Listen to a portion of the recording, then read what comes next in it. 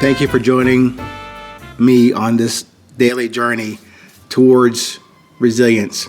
Not more resilience, the best resilience that I can have today, and I hope to inspire that observation for you as well. Today's topic is called No Such Thing as Transparency. And I say that as an introductory statement for this episode to say there's no such thing as transparency between us as people, as human beings.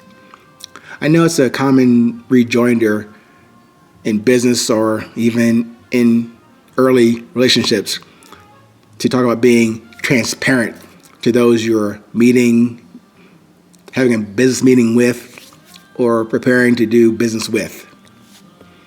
However, I think it's similar to, hey, how you doing? Fine. How you doing? Fine. A really empty dialogue or empty exchange of words that mean nothing. And even saying, I'm being transparent with you, you have to say it. I don't think it's possible to even achieve that, to even fully present that. And I'm saying that as us as people. Now,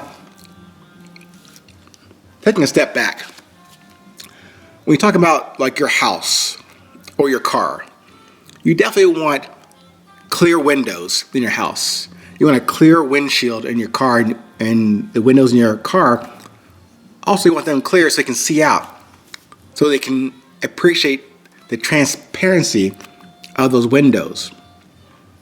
Now, of course, you want them to be uncracked, to be solid, yet clear to see through. But you also want the protection from the cold outside or the wind outside or the dust blowing, but you want to be able to see out clearly. That's transparency. But taking another perspective, do we have transparency even to our own selves? Are you transparent with yourself? I will say and own up to this, I am not transparent with my own self to see clearly through without screens or without covers to me. So transparency, I think, is not an accurate way to describe our interactions as human beings. And for me, I admit I'm not transparent to myself, but is my appearance to my creator or my higher power, God or Allah, is that transparent? Me to him. And certainly, my higher power sees right through me to what I'm saying I'm going to do and what I actually do. He can see transparently through me. I, however, probably don't see him or that higher power or that universal subconscious mind clearly because of my own imposed screens and veils and curtains. I'm saying to you, no such thing as transparency. However, I would say we can be translucent at best. Translucent. Because there's no transparency, but we can appreciate the translucence that I can observe in myself, that I can observe in you, and hope that you can observe in me. But we also have limited depth and dimensions in that appreciation of translucence. So, for example, let's take an interaction in person. Let's say if we were to encounter each other for the first or second or 100th time in person. How much could I see of you, of your body in front of me? Could I see through you? Looking at your face, could I see the back of your head? Just keeping it very simple as far as this scenario. We're in person, I'm looking at you in your face, but can I see the back of your head? No, of course not. Even that physical, personal, face-to-face interaction, I can only see you in terms of maybe one or two dimensions. That's what's available to me in that meeting, or for you in that encounter. That's why I'm saying, at best, what I can present to you, or what you can present to me in that personal, in-person interaction is translucent at best.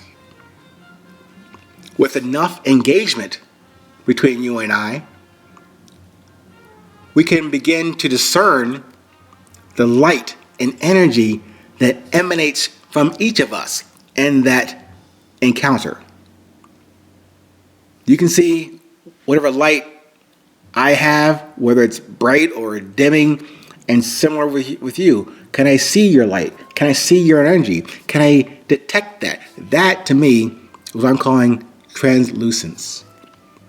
And to me, even though I get a glimpse, a glimmer of what your energy, what your light is that's coming through you, not in your words, not in your clothes, not in your car, you, at your essence.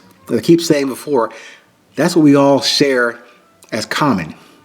Whether tall, short, fat, thin, we all have a common essence that can emanate from us, that we can discern, detect, feel, observe, and communicate from that foundation. And only those maybe one or two levels or dimensions or depth that we can realize we have that capability and that pleasure, that knowledge to learn the wisdom and the understanding. So we're never transparent. We all tend to retain some level of veils or closure or closed off or cover from even those we like and love. It's just a human thing. But it's a human thing until we put forth the effort to reconcile and defer to that spiritual essence of light that we all carry within us, that moves us forward, gives us clarity, gives us vision, gives us a direction. And of course, that is the journey.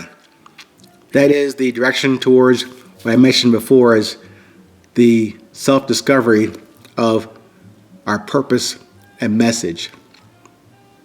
So I'll leave this with you. Continue to shine and flow and sway and to remain translucent. Thank you so much. Stay present. Stay current. It's always 820.